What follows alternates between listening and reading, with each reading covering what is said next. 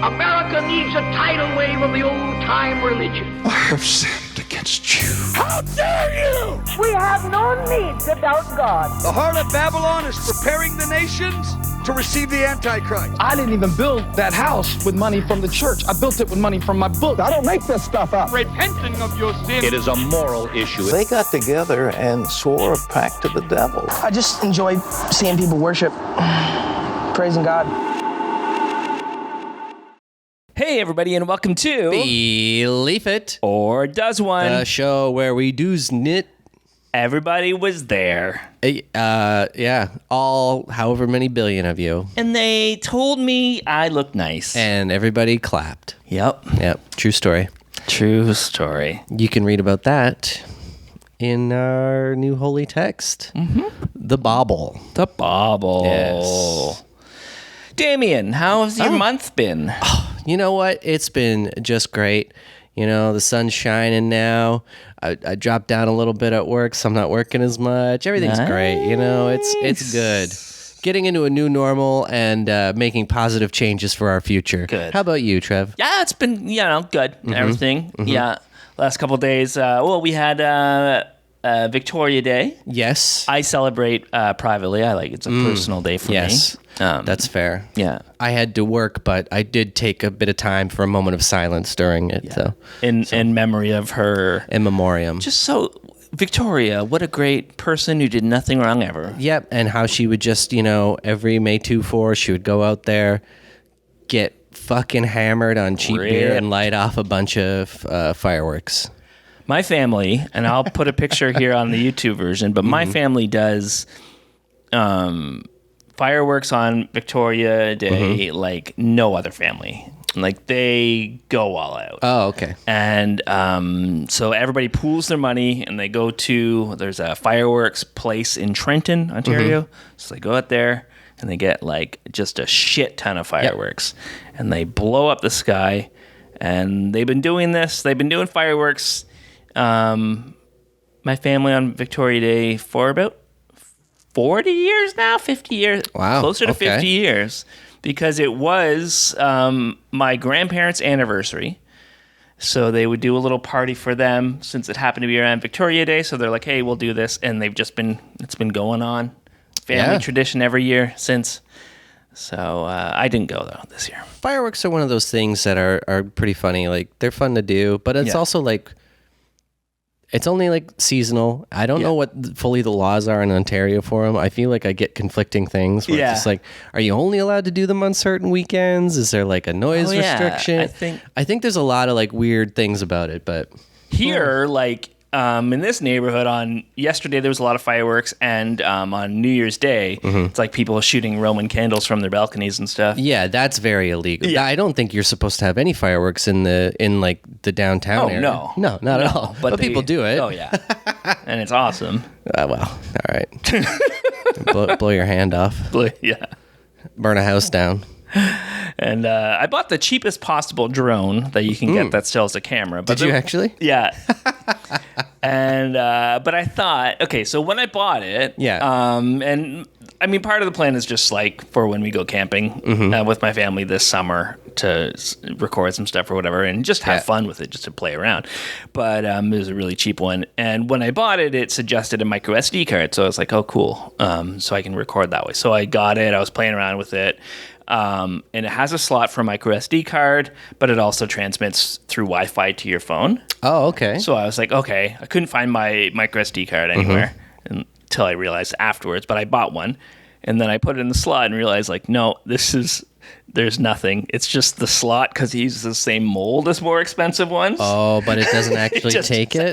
Take it. It's super cheap. Oh, but okay. They suggested that I bring it next time for fireworks and record the fireworks from the drone, but it's super cheap, and the footage that I've got so far is very grainy, and it says 1080p, but it's grainy. It's not, and especially at night too. It's probably going to be even worse.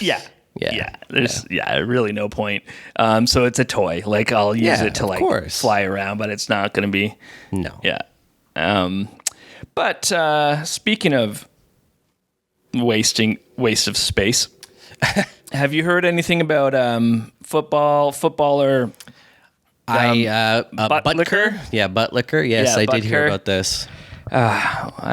What a fun guy, eh? Yeah, what a fun guy. Interestingly enough, I just saw a Jon Stewart thing about it on The Daily Show yesterday, and he's just like, people are surprised that a conservative Christian made a conservative Christian speech at a conservative Christian college. And it's just like, fair enough. I mean, it's a shitty speech from a shitty person saying shitty things, but he had the right audience and he was in the right context, I guess. And he made the same speech last year at a different college. So it just didn't get the same traction as it did this year. I mean, that's just kind of how things work, right? It's all about outrage nowadays. But at the same time, he's a piece of shit. Fuck this guy, man. Fuck this loser. Yeah. Someone suggested, like, we should probably cancel him the same way as, like, if you're going to cancel Kaepernick, it's time to cancel. I mean, not saying, you know what I mean. I agree with that statement. The whole Kaepernick thing was a bunch of horse shit. Yeah. And the fact that there's not going to be any consequences. But at the same time, I don't think there should be consequences for something like that. You know, something that's not illegal. Yeah. Or generating actual hate speech. Yeah. I think he should not do speeches anymore, and people should not hire him, and I don't think they will. But I think like the NFL should definitely be like, hey man, maybe cool it on some of the rhetoric a little bit, but I don't know if they're going to do that. Yeah, because they have a lot of, like, they have Aaron Rodgers spouting shit and football, am I right? Right. And then they have Taylor Swift ruining football. Right. I was going to play the speech, but I don't think we need to. You've seen it. Everyone's seen we it. know it. Yeah. It's the same crap that they've been saying for however long. Yeah. It doesn't matter. It doesn't. We don't need to watch it. I don't want to watch it. I know. Okay. But you want to watch this. You know John MacArthur? He wrote MacArthur Park. He wrote MacArthur Park. What is it? A series regular on Believe It or Not, John MacArthur recently was asked about children and raising children, and he went on a really stupid rant. And everyone agreed with him on the stage, but he's getting some pushback now. So let's watch this. So most people don't include this first part that I'm going to include in the clip they show, but I think it is telling of what's coming, and I think it's telling of what kind of world that these people live in. So it's kids who basically have a sin nature to start with, and they have an inherited sin culture that they have to navigate and deal with. That ought to be enough. But this culture has taken it a step further, and they are now targeting children. The homosexuals say, we're coming after your kids. They're they not say trying to that. protect They're them. regularly saying that. I've never heard them say that. They're targeting them in the schools. What? They want kids to feel like they are okay with, like, who they are is okay. So if a kid is gay, sure, they want kids to feel like it's okay to be who you are. Yeah, they're never going out and going like, you're gay, you're gay, and we're coming to get you. It's, if you are, that's okay. Yeah, that's all it is. Your identity is okay, and it's not going to necessarily be what old white man in suit says. Yeah, exactly. Also, too, he was making the point that everyone is born a sinner, right? Yeah. Okay. Making sure, and not just like calling like the kids today are born into sin. I'm like, well, doesn't your doctrine say that you're already sinners? Yeah, no, he thinks that everybody sucks. Okay. Well, these guys, I mean, everyone does suck if you're in his circle, I guess. So that makes sense. Yeah, everybody he works with sucks. Yeah, fuck these guys, man. Come on. They're targeting them through the media. Because of Glee. Companies like that develop child entertainment are targeting children for really what amounts to moral and spiritual destruction. So this is a war on the children. I was thinking about another part of it the other day. I was reading a book, interesting book called A Profession Without Reason. It's a book that shows basically, this is pretty shocking to some of you, that psychiatry and psychology is finally admitting the noble lies that they've been telling for the last 100 years. And the major noble lie is there is such a thing as mental illness. Yeah. What? Wait a minute. This isn't new. Wait a minute. What? He doesn't believe that there is such a thing as mental illness. Okay. Yeah. But he was saying that apparently psychology is admitting that there isn't a thing as mental illness. Yeah. I'd like to see this the source for this. Can he cite this? Is there anywhere? Yeah, he says a book. I think it's just a Christian book that he's so that reading, someone like, who that has someone in his no circle. qualifications wrote. Yeah. Right. Okay. Cool. Or even if they do, like, it's probably just like, even if it's like, yeah, this is a Christian psychiatrist or whatever who's admitting this, that doesn't mean that like the whole there's any clinical evidence for any of it. Exactly. Yes. Yeah. Okay. Yeah, and it gets worse. New. You have Thomas Saz back in the 1950s writing a book, who was a psychiatrist, on the myth of mental illness. There's no such thing as PTSD. There's no such thing as OCD. There's no such thing as ADHD. Those are noble lies. Noble lies. To basically give the excuse to, in the end of the day, to medicate people. Yeah, and he goes on to say that, like, and the reason is it's a sin problem, not a mental health problem. We have to correct the behavior. We don't just medicate kids. And okay, so my problem with this is that I can see like it tying into like the conspiracy thing about that we're over medicated. The pharmaceutical companies have kind of pushed that stuff, and there was evidence of the doctors pushing like the opiate crisis because of the same thing. That being said, just because there might be some whatever, I'm not saying there is, but let's just hypothetically assume there is some validity to over-medicated because of money, right? That does not make that the underlying causes of why these people are being medicated not real. Yeah. Like he goes on to say that PTSD is just grief. Okay. Yeah, he's like, they're just sad because some of their friends died. It's more than sadness. Yeah, there's a physical change that happens in your brain with PTSD. There's like, there's actually like a physical damage that you can. I don't think we need to explain this. We know.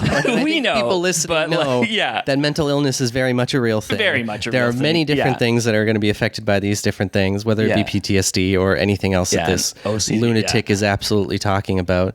Yeah. But again, it's back to it's dismissing science. It's dismissing things that people are actually experiencing, and it's just another way to invalidate people having differing opinions from what they're doing. Yeah. And it's another way to invalidate, the LGBTQ plus, all that stuff as well. Because, again, which I find kind of interesting because a lot of times they equate that with mental illness. Yeah.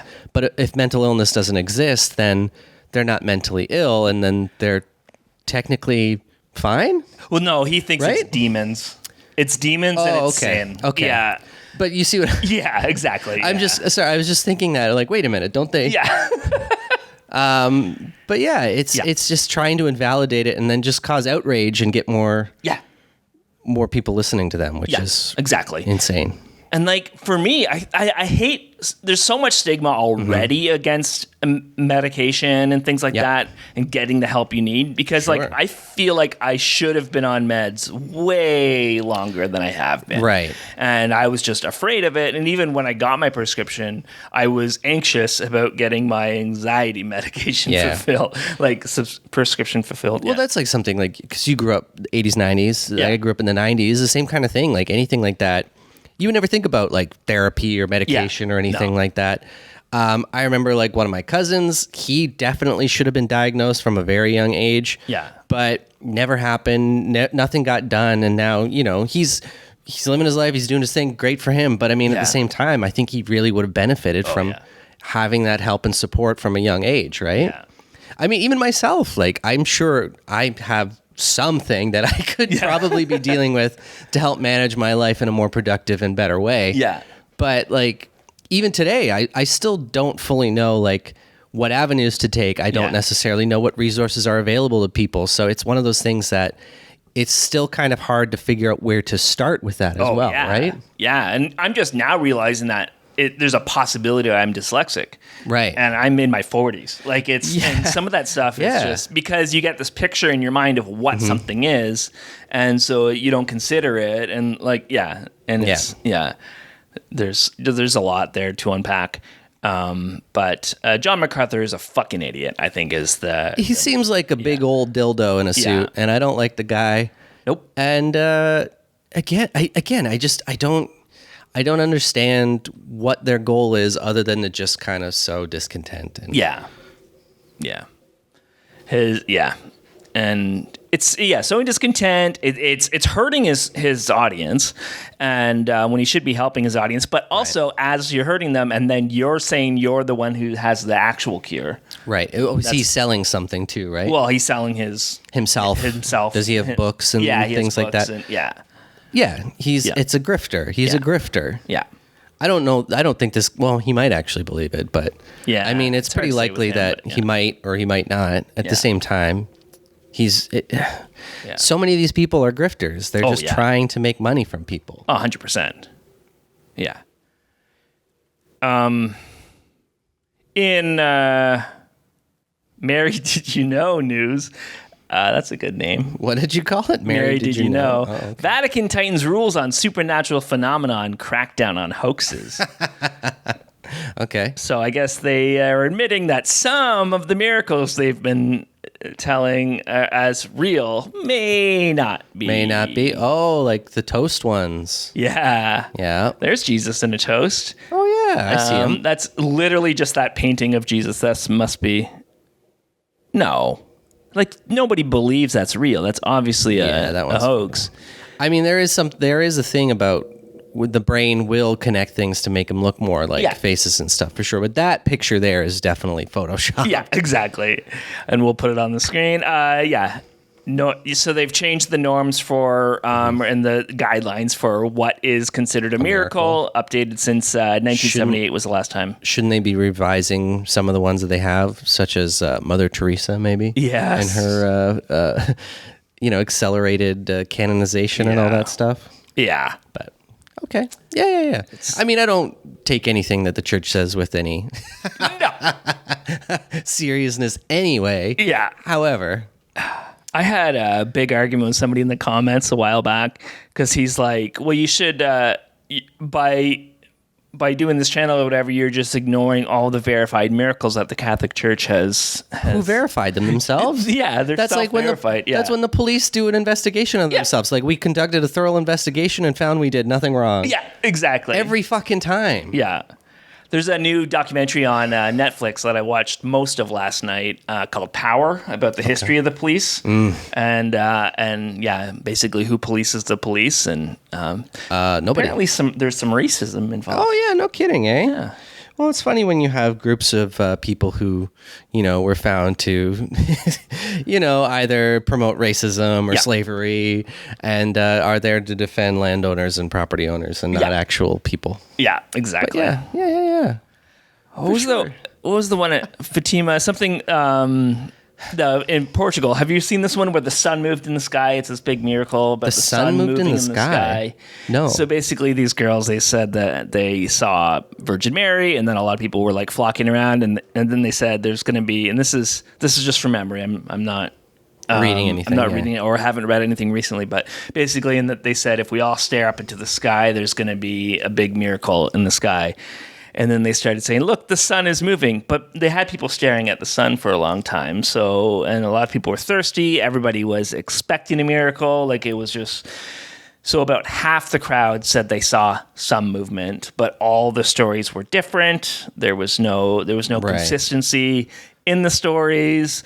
Did anyone go blind from staring at the sun? There was, definitely some blind spots and stuff. It's like after the eclipse, why do my eyes hurt? Yeah. Boy. Yeah. This guy... The sun, well, we're moving around the sun, so it's going to look like it's moving regardless. It's not a miracle. That's just how things work. Yeah, but they said it was like bouncing around. Some people said it was bouncing around or dancing in the sky or moving around. Like, Okay. Yeah. It's like, no, that we'd be dead if that actually happened. And if he's changing your vision, he changed everybody's vision differently. So it's not really as verified as you think. But apparently they're tightening the restrictions. Okay, good, I guess. Yeah. I mean, I feel like there's better things the church can be doing than worrying about the restrictions on what a miracle counts as. Yeah. Maybe they could actually do something about, the rampant pedophilia. Yeah, exactly. But, miracles on Jesus on toast. That's our main concern. They always have that sleight of hand, that misdirection, that but look over here, we're changing our rules on Presto, miracles. changeo. Yeah. We're good. Yeah. We're doing good. Yeah, we're great. See, we're skeptics too. Not every magic trick is real. Yeah. Fuck off. Fucking idiots. Last month we talked about how Ron DeSantis, Ron DeSanctimonious, has specifically said that Satanists won't be allowed to be clergy in his new law, saying that church schools can have clergy members as like therapists and people that kids could talk to, and so he specifically said Satanists aren't allowed, but now they're fighting back. Yeah, as we knew they would. Mm-hmm. Good for them, fighting a good fight. Yeah, They shouldn't be there in the first place, but... Yeah, exactly. Fuck. Yeah. And so infuriating. Yeah. What's a good part of this article, sir? They have a place for them. It's called church. Yeah, exactly. And I don't even they're better, but some schools have after school programs that are voluntary to go to. But, sure. But yeah, I guess at the end of the day, them going to this counselor is voluntary, right? Yeah, it is voluntary, but the fact that this guy will have an office in the school doesn't need to be there. Yeah, does not need to be there. Yeah, and I wonder if they would allow secularist or no humanist. Probably not. Probably not. No. Or any other religion. Yeah. I really want to look into getting ordained as a humanist, though. I just want to do weddings. That's fair. And be like. Speaking of become a ship captain. Oh, that's true. That's true. But I'm afraid of the sea. Tis a cruel mistress.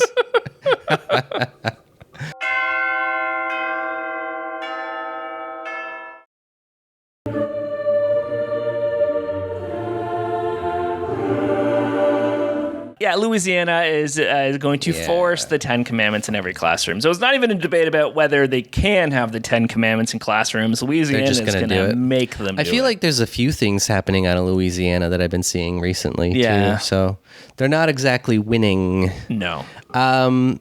Did you ever... This was an old Colbert Report clip when they were trying to get them back into courthouses. Yeah. Do you remember when he asked the one representative who was pushing for it the most what the 10 Commandments were, and he couldn't name any of them?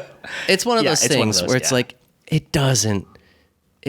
Why? Yeah. Why do we need this? What I like, too, is that... So the Bible has 3 different versions of the 10 Commandments in it. Okay. And they're all different? They're all different. 2 of them are pretty close, but with slight variations, and one of them has one of the commandments being that you can't boil a goat in its mother's milk. That's a good one, actually. And technically, in the narrative, that's the one that Moses came down the mountain with. And the other 2 versions are in other parts of the Bible, where they just list them. But this is in the narrative where Moses comes down with the tablets. One of the rules is not to boil a goat in its mother's milk. But you can do it in another mother's milk. Yeah. Yeah. Right? I guess so. Or is it just in general, no goat milk, boiled goat? Yeah, probably no. Well, because you can't mix. They also can't mix. It's not in the 10 Commandments, but it's not kosher to mix dairy with beef at all, even if it's not the mother. So it's probably just But a goat's not beef. No, but I'm saying that's a different rule. Oh, yeah. Yeah. So, right. So you can't have a cheeseburger. Can't have a cheeseburger, That's horseshit. Yeah. Can't have a banquet burger either. Nope. It's fun. Okay, it's funny you're saying this, that 3 different versions. Yeah. There's a little lead into later when I was doing a bit of reading a bit about Noah and stuff. Yeah. The thing I find hilarious is that so many of these stories that I've seen in pop culture and I've been hearing like my whole life as someone who didn't go to church and has no religious affiliation at all, these stories all felt like such huge deals and like giant things. Yeah. But reading them, most of the time they feel like just afterthoughts. Yeah. They're so short. There's no details. There's nothing. It's just this happened, and then that. And then you get 10 pages of a lineage. I'm like, who gives a fuck? Yeah. I was like skimming through half the lineage stuff because I'm like, so-and-so begat this and then had this son who lived 100 years. Like, I don't care. Yeah. What does it matter? Yeah. This does not matter. No. And then the one is just like, it rained for 100 days and then everyone died. And then Noah got back and he was fine. And you're like, that's it? That's it? Yeah. That's the whole thing? Yeah. Wild. It's wild. Yeah. But I think that if you're a teacher in Louisiana and you have to put the 10 Commandments in your classroom, do the goat milk one. Yeah, put the goat milk one. Or just do a Letterman top 10. Yeah. Top 10 numbers between 1 and 10. You ready to be sad? I don't know. I don't know if I am. This will be our final story, but it's also very in-depth. I don't know if I'm ready for it. Yeah. So let's first, so here we have, it was a Sunday morning, beginning of May, and a pastor was making an announcement at the end of his service. So he already did the sermon.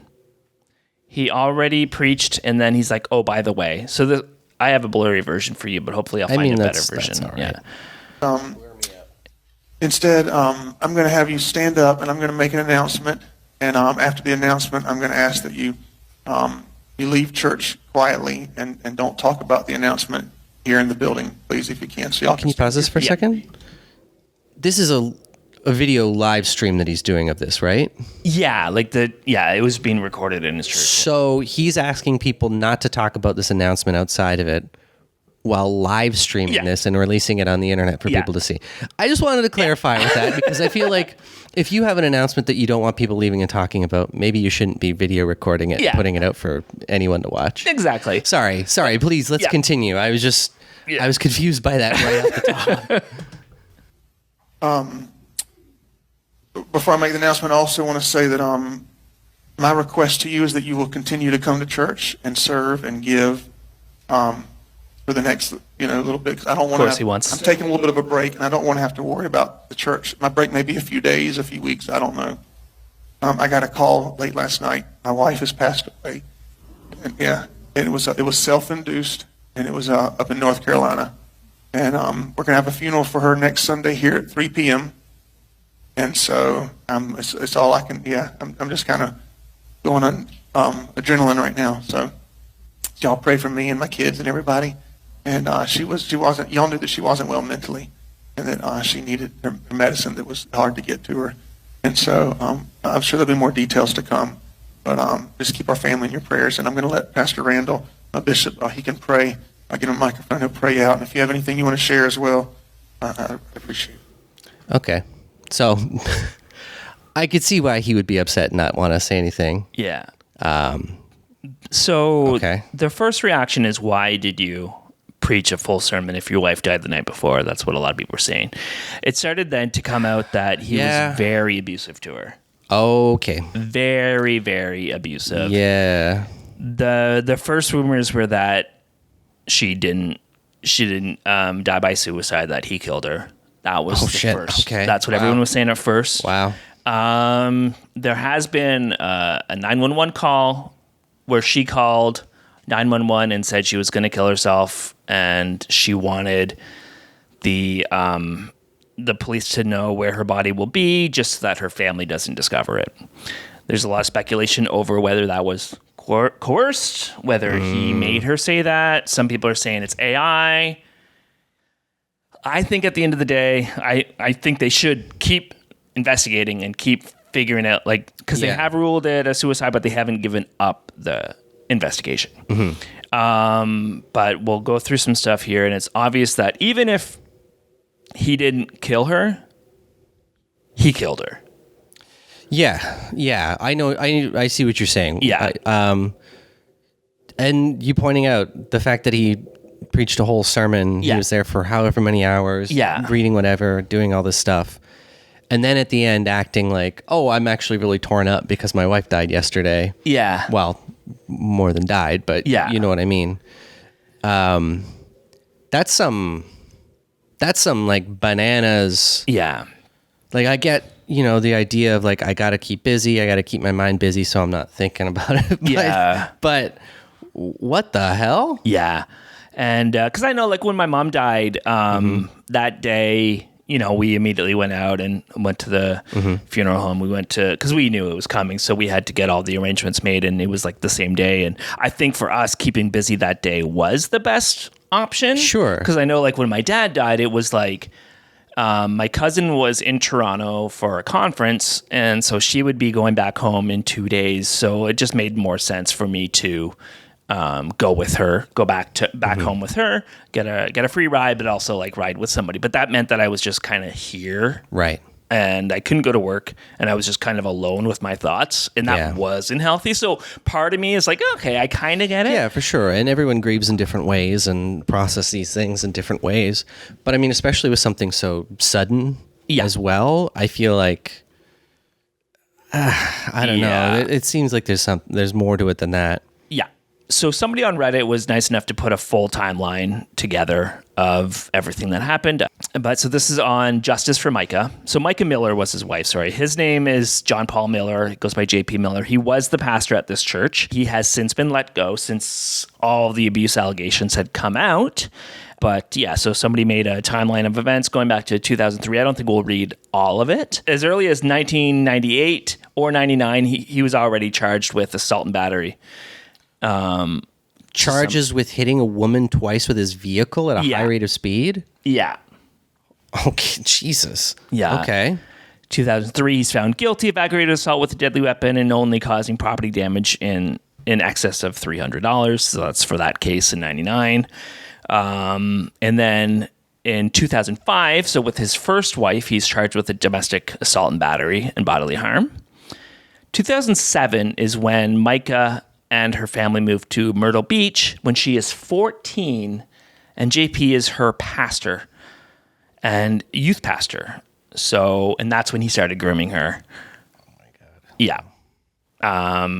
2012, Micah gets married to somebody else. JP is still married, but he officiates the wedding.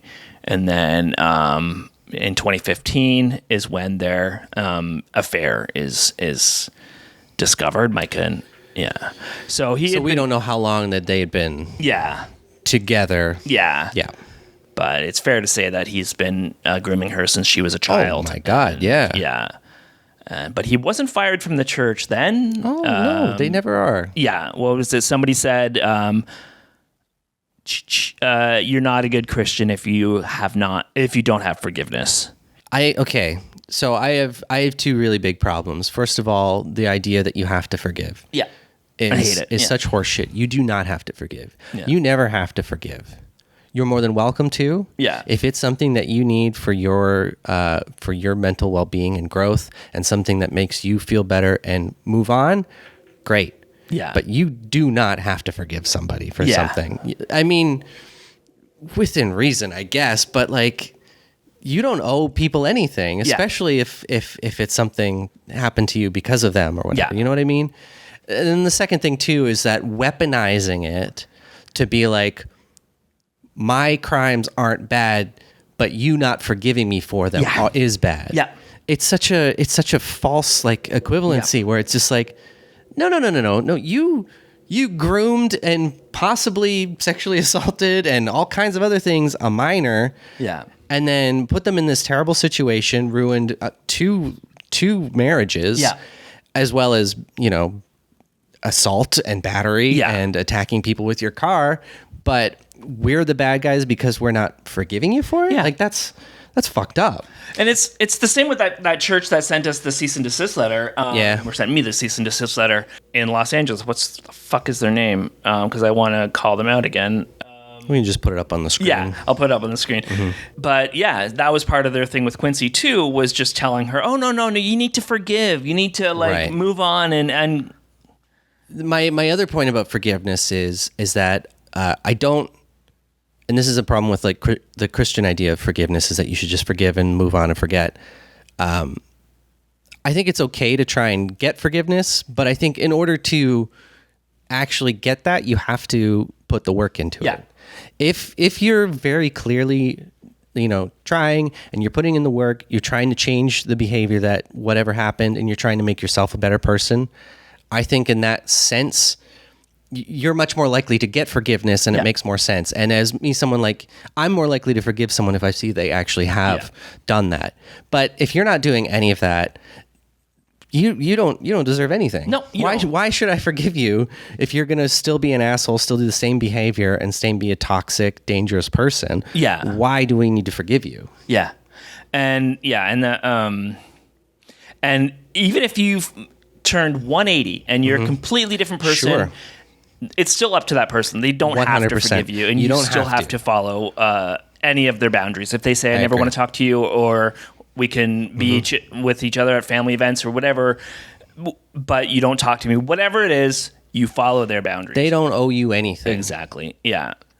It's weaponized though in the church. For sure. Yeah. I was just trying to make the point about if you're trying to gain forgiveness, you actually have to at least put the work into it before you can even think about getting it, right? Exactly. Because otherwise it's just like, well, I did nothing wrong and you need to get over it, which is I said I'm sorry. Yeah.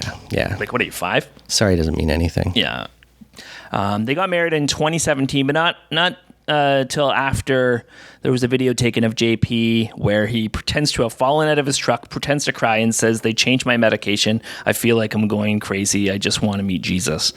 Was it like a joke? Pretend? I don't know. But then in 20...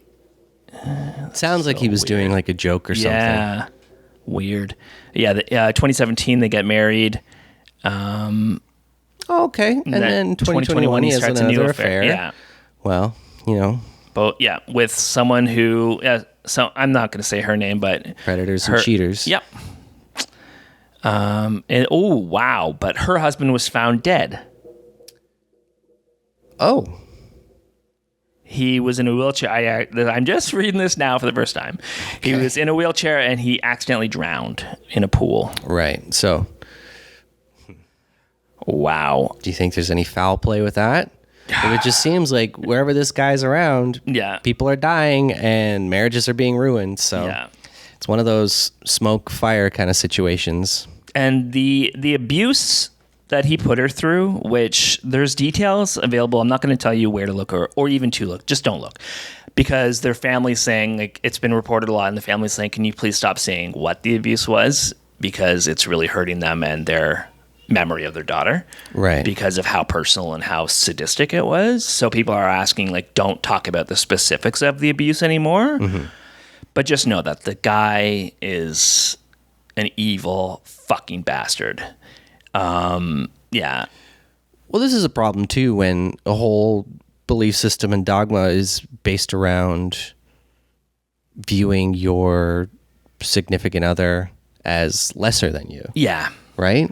Like how much of the Christian doctrine is saying like your wife is essentially your property, right? Yeah.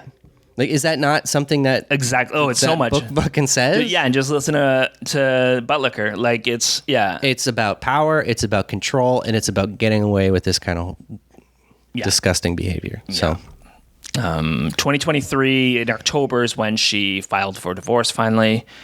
So good for her. And then she went away on a mission trip to Kenya, which I'm against mission trips, but I'm also for her getting away. I can also understand, you know, you grew up in the church, you've been groomed in the church, you've been indoctrinated to the church. Yeah. Of course you want to get away, and that's the best way you can do it. Yeah. He said in 2023 as well, in October, that he's starting lithium and meds for his own thoughts, but... Wait a minute. Her application for divorce was dismissed in February of 2024. Yeah. Why was it dismissed? I don't know, actually. Because also in February of this year, she was admitted into a mental hospital, and she says that it was on fraudulent means, and that he was basically making stuff up and then had her committed to punish her. Yeah. Okay. Wow. And then also he did a sermon about saying how it's wrong to rise against religious leaders. Yeah. Okay. Yeah. And then, so she accused him of stealing her car while she was in the hospital, and then she withdrew the divorce filing, and then it was, wow. And then John Paul files for spousal support as well in February. He left his number for a waitress. Sorry, the guy's just such a gross. He filed for spousal support. Yeah. Okay. Wow. But a lot of people were saying with the lithium and with the meds that he was making her take them. He wasn't actually taking them. Oh, I wouldn't doubt it. To make her docile. Some of this is going to be just accusations. This is all speculation from our part. But it just seems that there's a lot of things that are kind of pointing to one direction. Yeah. Yeah.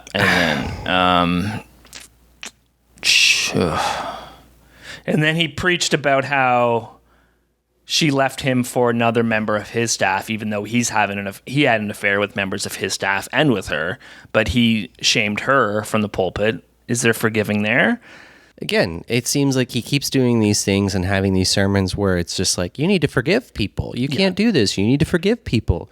You need to get over it and forgive people while you're ruining people's lives. Yeah. At one point, he slashed her tires, or somebody slashed her tires. Yeah. But probably him. And then when they were taking care of that, at the shop, they found the tracking device on her car. So he'd been tracking her as well. And then it was in April, she filed for divorce again. And then it was April 27th that she died. So he just got served with divorce papers like 2 days before. Yeah. And then 2 days later it happens. Yeah. So like I said, there was a 911 call left by her. People are a little sketched out by it. There's also stories of a fisherman who heard her crying for help. So they don't know if that's necessarily that she was crying because she wanted somebody to stop doing something, or she just didn't know what to do herself. Yeah. But a fisherman did hear the gunshot. So and he's been seen with other women out. He did the eulogy at her funeral. He led the funeral. He said that he tried to revive her with the Lord. He tried to raise her from the dead. Yeah. But like I said, it wasn't ruled a suicide. And, police have confirmed that he wasn't anywhere near the scene. So yeah, at first, all the things were about how he probably killed her, but again, even if he didn't, the guy ruined her life. Yeah. And he has been since let go from the church, but too little, way too late. Yeah. She had so much more that she could have been without him just destroying her. It's one of those things too where you see this kind of stuff and you're wondering, who is he going to do this to next? Or who has he done this kind of stuff to as well, right? Yeah. And it goes to that question of like the pedestal that people put pastors onto, that they just forgive them for everything and they just let them get away with anything. And I have one family member who just worships their pastor. Whenever they get a new pastor, they try to get in with them and they just talk about them like they're talking about a celebrity they're friends with. It's just so weird. It's really fucking gross and dangerous, and it's not healthy. No, it's really not. Yeah, it's awful. They're just stupid people like everybody else. Yeah, exactly. They're more often than not, they're less qualified than most of the people in their congregation. Yeah. Yeah. Am I wrong? What exactly. Oh, way less qualified. And the thing is too, like any position of power, there's the potential that somebody could take advantage of that position of power. Yeah. Like, I've had people reach out and be like, I have feelings for you or whatever, just random people. I know it's a parasocial relationship. I know that they don't know me. Yeah. I know that they don't actually know who I am. I know that it would be taking advantage of a power position if I did anything. So I just tell them either I don't respond or I just say I'm not interested. Right. Or like, or just thank you for the compliment. Something quickly and then I move on. Yeah. That's not me trying to toot my own horn. But I'm just saying, like, you have to be aware if you're ever in a position of power where people look up to you, you have to be aware of what your influence is and what your actions do. And if you ever take advantage of that, you're a piece of human scum. It's one of those things that's like a big consequence too that we see so much in social media and, the internet is the parasocial relationships. I feel like are so prevalent. Yeah. And like they're everywhere. I mean, yeah. Wow. Okay. Yeah, that was a really depressing story to end with. So, but luckily we're going to thank our patrons, and Damien's going to tell us a Bible story. Mm-hmm. Yes. Oh my God! Wow! Thank you so much. Wow! Oh, thank you. Thank you so much.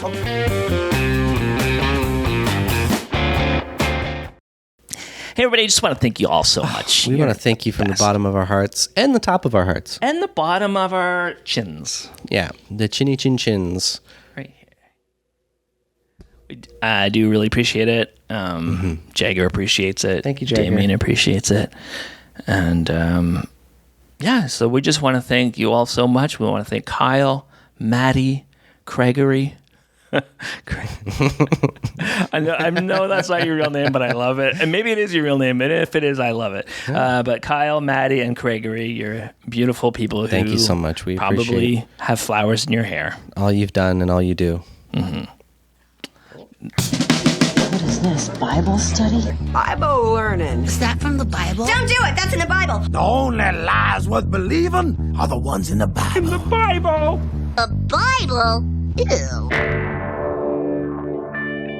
So as I was saying earlier, some of the stories in this book that I grew up hearing and listening and seeing, and it seemed like they were such long, drawn out, detailed, important stories, feel like such afterthoughts. Yeah, and they make movies out of these. I mean, the extrapolation that you got to do to turn like a third of a paragraph into a 4-hour movie is bananas. Yeah. The mental gymnastics to be like, oh yeah, this is all real. This is all true. This is all just taking what's here and, making a historical document out of it. And growing up in a house full of people who knew the Bible, but also would see every movie based on the Bible that ever came out, all you'd hear is about what they got wrong and what wasn't in the Bible that they added. And All it's of like it. they have to add stuff. Yeah. I mean, it is just fan fiction, right? It is. Yeah. It's just fan fiction, which is okay. Yeah. I Lord knows I write my own sexy fan fiction. Yeah. But anyway, like last time I left off just before the story of Noah. So I thought we'd talk about that a little bit, the first thing that struck me was that Noah's Ark was not a very big boat. No. It wasn't that big. No. It was measured in cubits, which we don't use that anymore. No. We should. It was smaller than the Titanic, that's for sure. Some versions do have it, like they translate it to feet now, or like the metric system in the Bible. Isn't that smaller than a cubit though? Oh, well, like they would like translate it out, like convert it to how big it was. Oh, right. 2 Yeah. feet. I see. Okay, I see. Yeah. Because the cubit was like the length of your arm or something like that, right? Yeah. So it's arbitrary anyway. So depending on how long someone's arm is, it could be bigger or smaller. But I guess it went with Noah's. The thing I didn't get is like, why was it Noah's responsibility to save all the animals? Yeah. And does it say, it's been a while since I actually read it, but does it say how he got all the animals? No, it doesn't say how. I'm wondering how, because he only had it. Later it says he had like 7 days to do it. So he had to build So Noah's righteous, everyone else sucks. And then he says, take with you 7 pairs of every clean animal and 1 pair of every unclean animal. Yeah. Okay. So are the clean ones the ones that they can eat? Is that what that is? Yeah. Okay, so they had more for food. Yeah. And then it says 7 days later, So it seems like he had, I don't know if he'd already built the boat at this point or if he only had 7 days to get all the animals and build the boat, but that's a fast turnaround for one guy and his sons. And he was 600 years old at the time. And the thing, too, about the clean animal, this is way before the law was made, so they don't know what a clean and a dirty animal is. Yeah. And also, like, after how long, how hungry were the predators that they had to wait until their prey reproduced in order for them to go hunting? Well, because they were on the boat like 150 days or something like that, it said. So that's a long time. Yeah. With 2 to 14 of every animal. Yeah. Like, that's a lot of animals. That's a lot. Yeah. No mention of sea life. Nope. So did the sea life all get a pass? I guess so.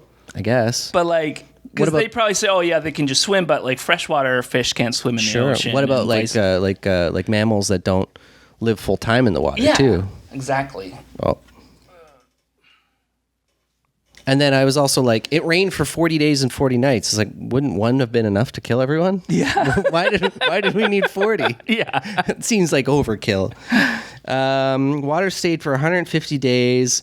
And I thought it was funny because it seemed like, and then it was just like, and God remembered. He's like, Noah, shit, I forgot Noah. Oh, like he was like watching TV or something like that, and he remembered he left the stove on. Yeah, that's what it felt like. And he's like, "Oh yeah, lower the flood, lower the waters." He's like the mom in Home Alone. Yeah, he's on the plane, Kevin. It seemed like he just completely forgot about it. He's like, the water's rising, he's laughing, everyone's dying. He's like, wait a minute, Noah, I love him. And then he sends the birds out to find land or whatever. The thing I found interesting was with the dove. When the dove returns with the olive leaf, where did the olive leaf come from? Yeah. How fast is this olive leaf growing? Yeah. And somebody pointed out, like, an olive tree can't survive underwater for 40 days or 150 days. 150 days. Yeah. And so it would have to have sprouted and grew a new... So, Yeah. In, like... maybe a week or two. Yeah, I don't know. I don't know about that on a mountaintop. Because I think at that time too, the water hadn't even receded all the way. Yeah, it was just a little bit. It was just some on a mountain. Yeah, and it's like the end of Waterworld. Yeah, and then I love the ending of it. God's like, "Okay, you're good. Come on out." And then Noah sacrifices a bunch of animal and burns them. And God's just like, "I love that tasty aroma of barbecue." But then God's like, I'm never going to do that again. Why would I do that again? Yeah. I'm not going to do that. Even if people are evil, I won't do that. I promise you it'll never happen again. Then why did you do it in the first place? Yeah. Hi, Jagger. I just don't want him to bite you. No, it's okay. I'm watching. Yeah. Oh, boy.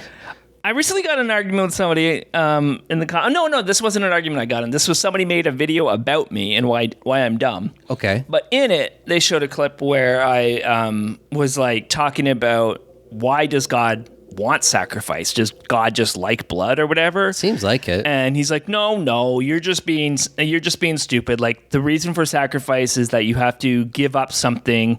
So it's not always animals. It can be time. And it's like, no, the Bible specifically says that God likes the smell of animal sacrifice. Yeah, because this is like, you love that sweet aroma. I'm like, oh, okay. Jesus. And don't get me wrong, I love the smell of barbecue too. I mean, I do too. Yeah. Man, wild. Yeah. But then God blesses Noah, be fruitful, multiply, all that. And then he's like, animals will fear you. And I thought, like, you ever see those like hats where it's like, fish fear me? When like that. I see like Noah getting off the ark wearing one of those. Trucker hat. And like, with hip waders. It's like, yeah, God says that everyone's supposed to fear me and everything out there is food. Oh, boy.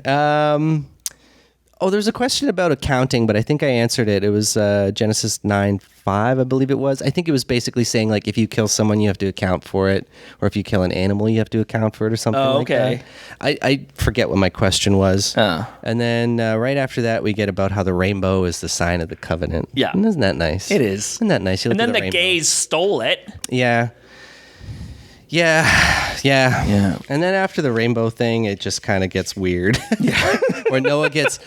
This one killed me because Noah, he has a vineyard and then he gets blackout drunk and passes out butt-ass naked.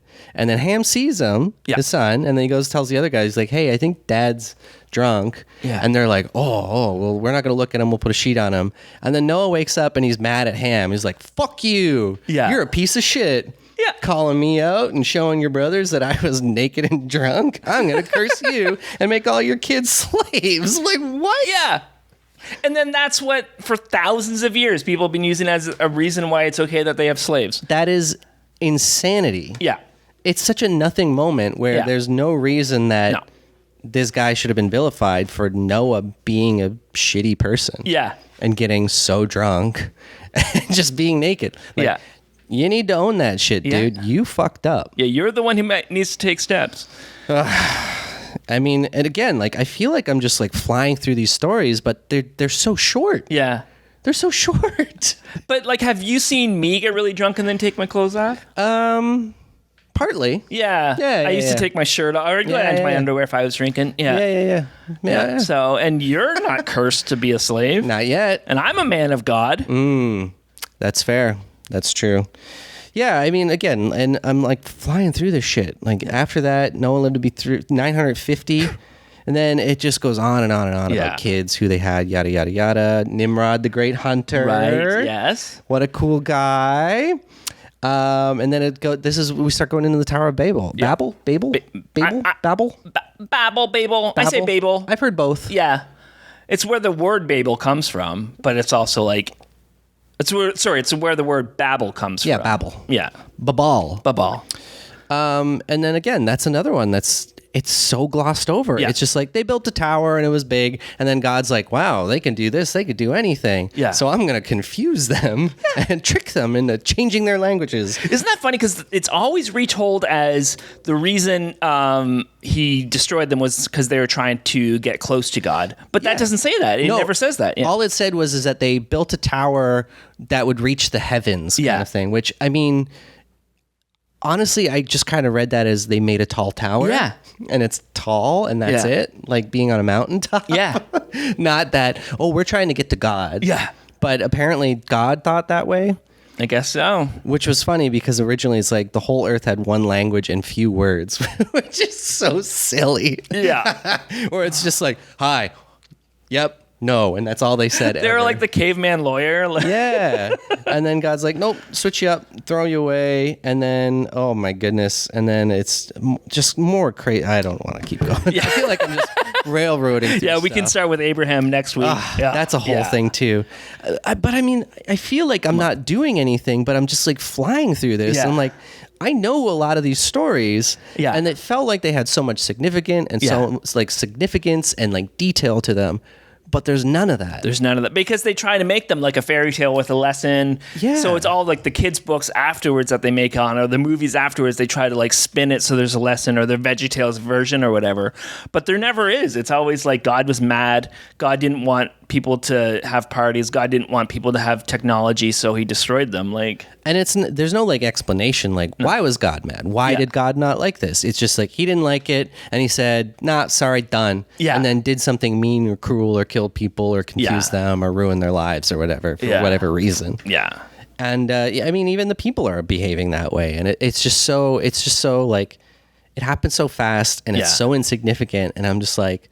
You see all the revisionist history with it. You see, all the commentary and the ideas that happen after influencing it and then spinning it to mean something more than it is, I guess. It's bizarre. Yeah. It's bizarre. It's so bizarre. Yeah. And I'm not even like saying it from a sense of like, you read it and it's ridiculous, so it can't be real. But it's just like you read it and you're like, there's not really much there to get behind with these stories anyway. Yeah. Like, what are you drawing from it other than like, God did this and he was mad and he said no, and then they did. And it was like, oh. Yeah. Okay. Okay. So what am I supposed to take from this? Yeah. Like, really, what am I supposed to glean from a lot of these stories? Well, you're supposed to paint a mural in your kid's nursery of the Ark with the rainbow. Of God's mass genocide and everything on Earth. The dead bodies floating. Yeah. No, what a great children's story. Yeah. Yeah. Yeah. I made people. I didn't like how they became when they started being independent and doing their own thing. Yeah. So I just murdered them all. Yeah, exactly. In one giant genocide. Yeah. Yeah, what a great children's story. Well, it's like if a car manufacturer, I've used this example before, but if a car manufacturer made a bunch of cars that really, really sucked, you don't blame the car, you blame Elon Musk. Like, it's his fault. Yeah.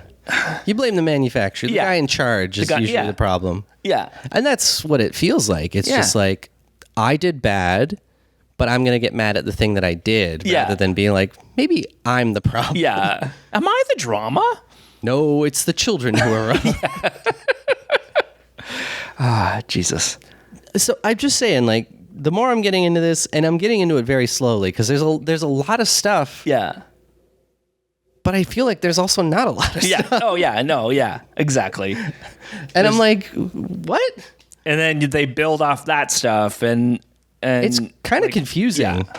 Yeah, just because I don't really know what I'm supposed to glean from it, and too much lineage stuff. And I find with Genesis especially, it really feels like everything was shoehorned in from separate stories, and they tried to make them work together. Right. Like, it feels like it was like different writers, different stories, and then they cram them all in, do a little bit of quilt work to make it work, but it's very... Exodus 2 is the same. It's just very patchwork, very confusing. Yeah, it just jumps all over the place. People don't really seem significant. Like Noah, does Noah come back? No. That's it for Noah. That's it? That's it for Noah, yeah. He's gone. He's maybe got like a page of stuff. Yeah. And he's such a big deal in everything. And he was the best human there was? He lived for 950 years, apparently. And that's it? He gets a page? What? Thank you, everybody. Thank you, everybody. We love you. Read your Bible. Or don't. I don't know. Whatever you want to do. Read something good. Bye. Work, Sky Moon. This podcast has been brought to you by the Sonar Network. Sonar.